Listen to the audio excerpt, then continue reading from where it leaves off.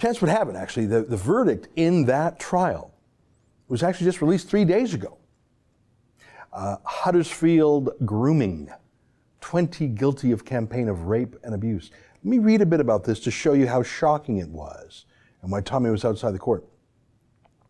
20 men have been found guilty of being part of a grooming gang that raped and abused girls as young as 11 in Huddersfield. The men were convicted of more than 120 offenses against 15 girls.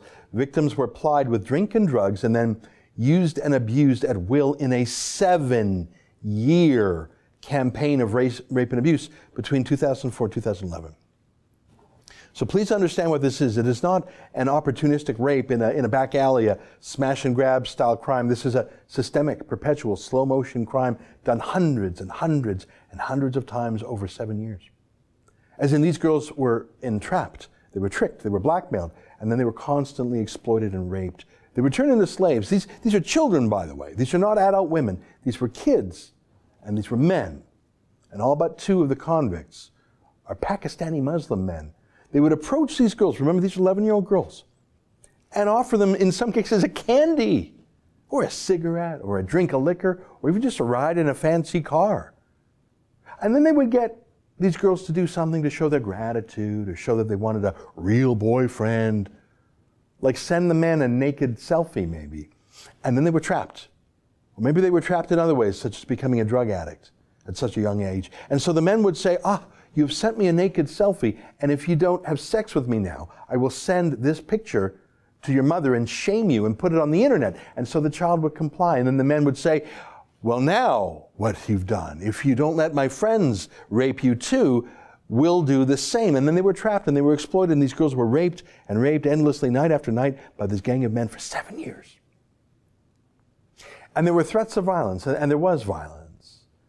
And police and the press and social workers are all shy about speaking out because they don't want to be called racist.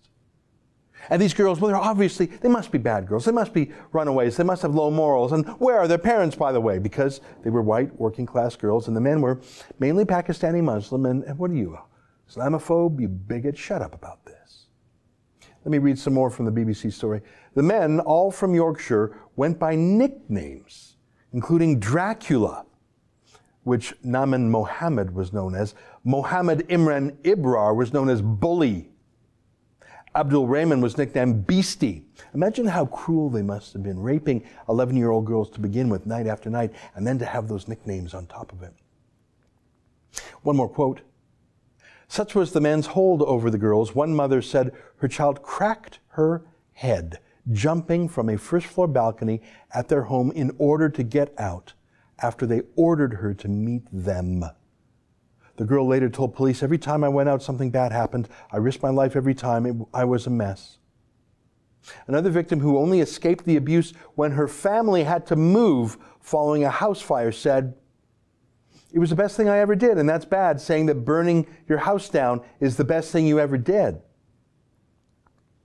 So this horror, this 7-year nightmare, is what Tommy was protesting, and he was the only journalist outside the court.